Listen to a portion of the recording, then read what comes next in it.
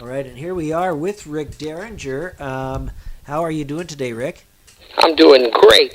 Great. It's really an honor to be talking with you. And well, I guess the place to start. How's the current tour going with you? Well, my tour has lasted about 47 years now, so we never really stopped playing. We have parts of the year where we play less, certainly, but I don't look at it like going out on the road on a tour. Touring is part of what I do. Yeah, well, music is organic, and that's what it's all about, eh? Yes. You play it live and just go from there. Yeah, you make the music and you go out and then perform it in front of audiences. Yeah, for sure. Joe, I was looking at the lineup for the festival you're playing in Calgary here just right recent in the next little bit, eh? Yes. You will be, I believe, on the same lineup with Edgar. We do quite a few shows together, and I think that is indeed one of them. Oh, cool. Do you think you may be doing a little bit of stuff with him on stage? It's possible, is the only quick answer I can give you. It kind of depends on the promoter and how they've booked me and things like that. And when we go on, if I go on and have to wait around 3 or 4 hours to do a song or two with Edgar, then it might not happen. So there's variables that come into play. Yeah, I guess there is a lot of stuff. Just depends on what is going on with everything, for sure. So I guess a little bit about, we of course have to look at the old days. You've started out so young, fantastic stuff with the original Sloopy. How many guys can say they've had the honor of knocking the Beatles out of top spot?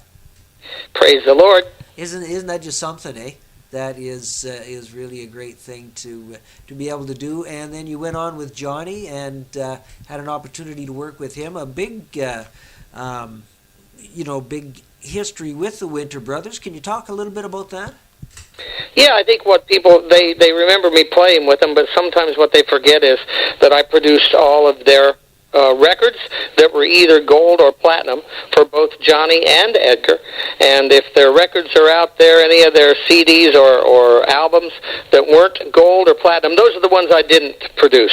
So I've also been active with them from a behind-the-scenes point of view as well.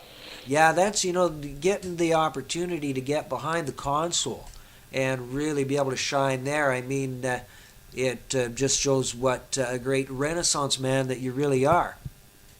Well, I take that as a compliment. Thank you very much. And speaking of that, I was looking at your webpage. Beautiful little webpage, by the way. I love the way you come out and greet everybody on there. Yeah, that's some new technology. We're right up to speed. Yeah, and I noticed that you, going back to the Renaissance stuff, you have also a line of hot sauces.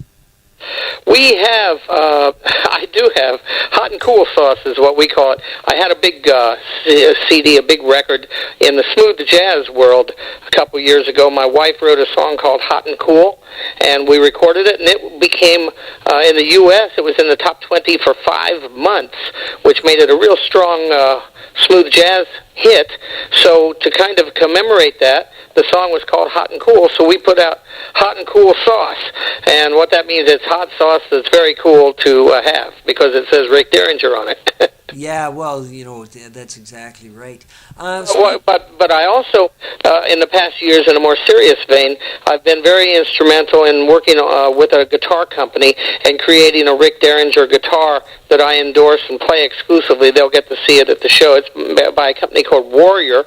They're handmade guitars, and the Warrior Rick Derringer model is the one that I use. Also, VVTMs, which stands for Vintage Vacuum Tube. Vintage Vacuum Tube and I have created a Rick Derringer hyperdrive amplifier that I endorse and play as well. I hope to be able to bring that one with me and use that at the concert. But that's one of the fun things in my life, is helping to develop instruments that go ahead and help other musicians. Well, yeah, I wanted to touch on that a little bit. Throughout your whole career, you have done, you've played, how many different instruments. Stratocasters were kind of the original ones you kind of cut your teeth on, weren't they? Well, in reality, I started out with Les Pauls and those Gibsons. There's a famous pictures of me playing one of the first Explorers by Gibson that there ever was. In fact, that just sold a few years ago for $250,000. And then I played Strats, too. I worked with a company called BC Rich Guitars and created a guitar for them called the Stealth guitar, Rick Derringer Stealth, and that's still in their line. People can still go to BC Rich and get the Rick Derringer Stealth guitar.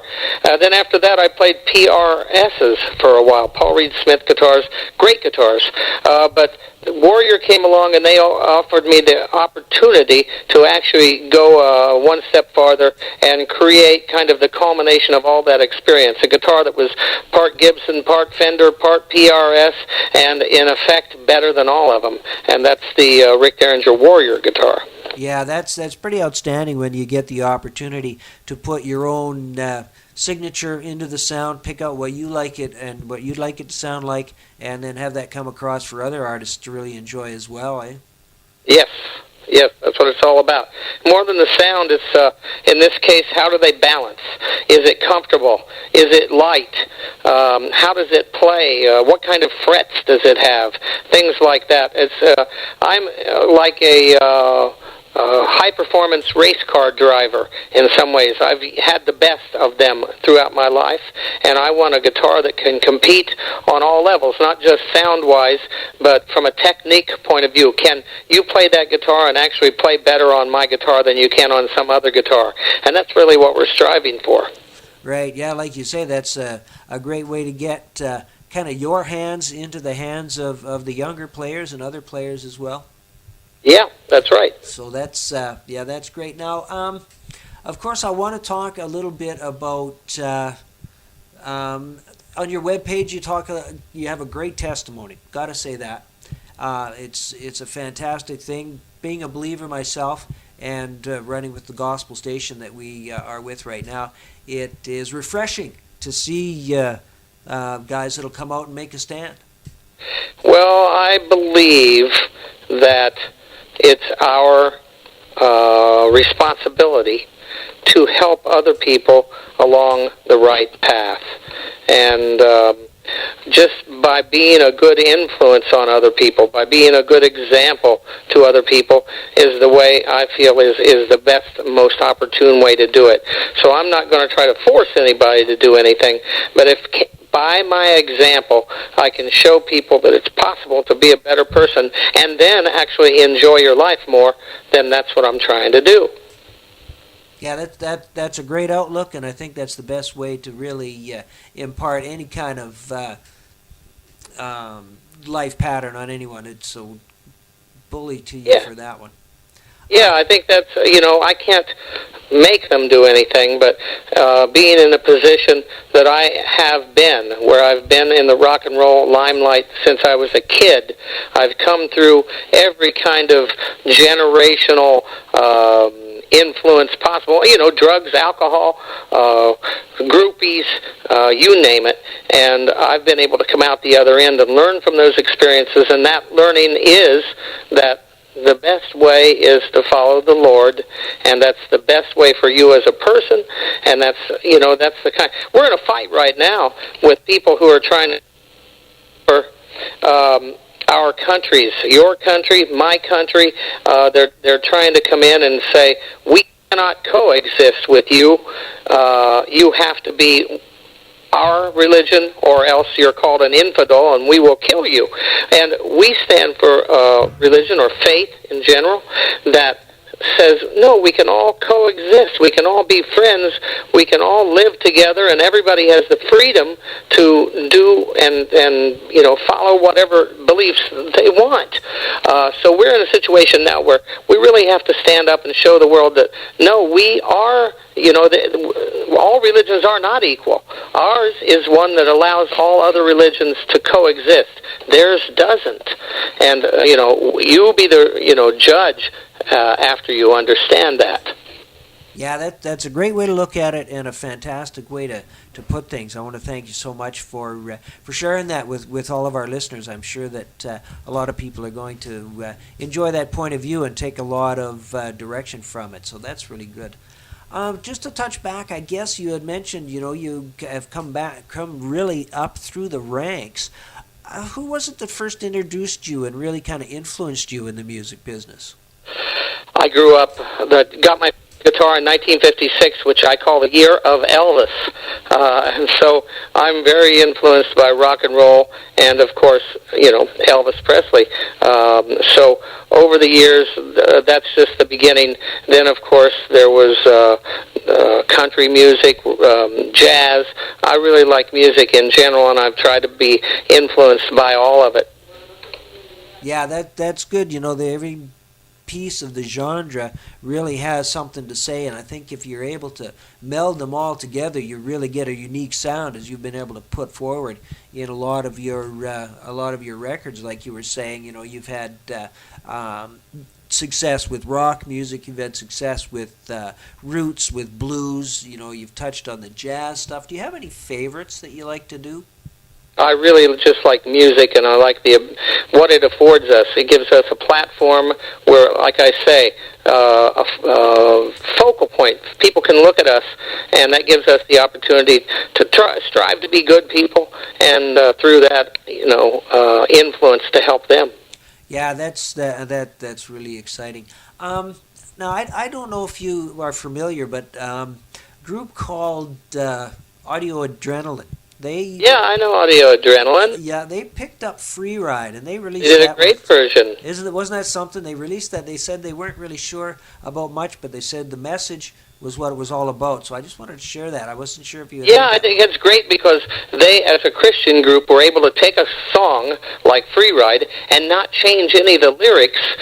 People assumed that was a secular kind of song. They were able to take that, and just because it had a good, positive message, and they were able to do it as a Christian band and not have to change any lyrics.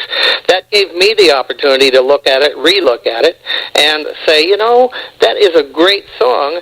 Edgar's done his version. I've produced versions by him several times, but I have never done a version myself. I was involved in the making of the record from the beginning, and I think I would be a perfect person to do a new version right now, being a Christian myself. So on the new record, you can go to rickderringer.com, and you'll see right there on the front page a new record called Rockin' American. And one of the songs that we feature on Rockin' American is my new version of Free Ride. Well, that's exciting, and I noticed also on your webpage, and I picked it up on YouTube, some reworked lyrics for Still Alive and Well. I slightly alter them to reflect, it's harder to say go out and get high all the time when I don't endorse that. So we've just altered the lyrics slightly. There are two different versions. There's one, a totally Christian version, which says read the word, live it too. Instead of rock and roll hoochie coo, it says read the word, live it too. But the new one on Rockin' American just has a couple slight alterations that really reflect our point of view without making it a total Christian song. Yeah, it's a great way to come across and, really reach a lot of different ears, I think. That's a real neat way to do it. I hope so. We're trying the best we can. Yeah. Now, also, I'm just going back to some of the production work. I'll tell you, looking at some of the accolades that you've picked up, and Grammys and stuff like that. Do you have any favorite artists that you've had the opportunity to work with, or someone you may like to get done in the future? No, really, I enjoyed working with all of them. It's been quite an experience over the years. There's a lot of great music out there, and I just am proud to be part of it. Yeah, that's a very diplomatic way to put things. So it's yeah. What's the truth? Well, yeah, exactly. I know, everyone has their own little bit to say, and for you to get the opportunity to perform with or to help them to get their ideas forward, I think that's just fantastic stuff. Yeah, well, thank you.